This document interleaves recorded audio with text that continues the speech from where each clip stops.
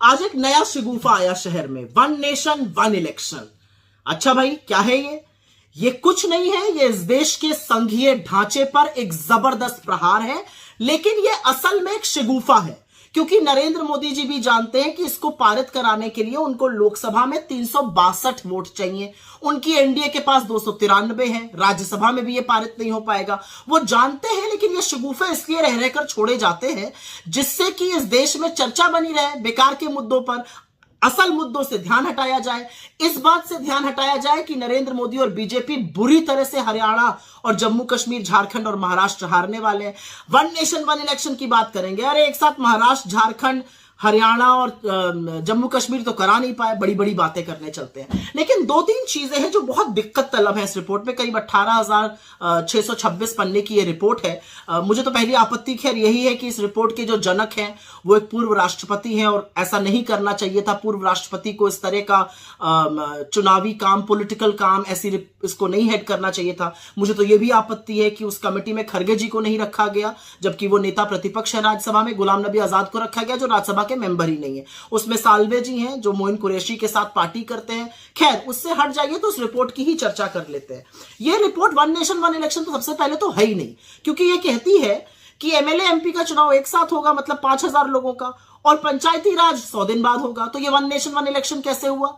5,000 लोगों का चुनाव एक साथ होगा, फिर पोलिंग स्टेशन बनेंगे, फिर पोलिंग पार्टी बनेगी, फिर बंदोबस्त होगा, फिर सिक्योरिटी फोर्सेस आएंगे, करीब 1.5 करोड़ लोग फिर से लगेंगे इस पूरी प्रक्रिया में, क्योंकि 30 लाख जो निर्वाचित होते हैं हमारे पंचायती राज के लोग, वो तो वन नेशन वन इलेक्शन में आई नहीं, पहली चीज। दूसरी चीज, ये कौन सी वुडू इकोनॉमिक्स ये शगुफा छोड़ा जा रहा है? इससे खर्चा कम हो जाएगा। भैया कैसे खर्चा कम हो जाएगा? इसको कराने के लिए आपको 3 गुना वीवीपैट चाहिए, 3 गुना ईवीएम चाहिए। उनको बनाने के लिए आपको वक्त चाहिए, वो मैन्युफैक्चर होंगी अभी। लेकिन उसके अलावा सबसे बड़ी बात है उसमें जबरदस्त खर्चा होगा, ये खर्चा हम और आप वहन करेंगे। तीसरी बड़ी बात, ये पूरी तरह से राज्य सरकारों की अवमानना करता है। इस रिपोर्ट का कहना है कि राज्य सरकारों जिनका टर्म बचा रहेगा वो भंग कर दी जाएंगी, केंद्र उनको भंग कर देगा। क्यों भंग कर देगा भाई? और 17 राज्य सरकारें ऐसी होंगी जो उनका 2-3 साल बचा रहेगा 2029 तक, तो उनको क्यों भंग कर दिया जाएगा और वो क्यों ऐसा होने देंगी? और ये क्यों असंवैधानिक और अलोकतांत्रिक नहीं है? तो राज्य सरकारों को भंग कर देंगे ये। और इसमें एक बड़ी अजीब बात है, अगर कोई राज्य सरकार गिर जाती है तो वहां चुनाव होगा, लेकिन सिर्फ उस अवधि के लिए होगा जब तक लोकसभा चुनाव नहीं हो रहा है। मतलब चुनाव भी होगा, खर्चा भी वहन होगा, सारा बंदोबस्त भी होगा, लेकिन उसी अवधि के लिए। मैं तो एक सवाल पूछना चाहती हूं, मान लीजिए केंद्र सरकार गिर जाती है, जो बड़ी संभावना है मोदी जी की 2025 में गिरने की, तो क्या आप सारी राज्य सरकारों को भंग कर दीजिएगा? ये कौन सी इकोनॉमिक्स है, ये कौन सा लॉजिक है? ये सिर्फ मोदी जी ही बता सकते हैं। लेकिन एक बात यहां पर समझनी जरूरी है कि जो 2-4 बातें इसके बारे में कही जा रही है, इससे पॉलिसी मेकिंग नहीं हो पाती है, डिसीजंस नहीं बन पाते हैं।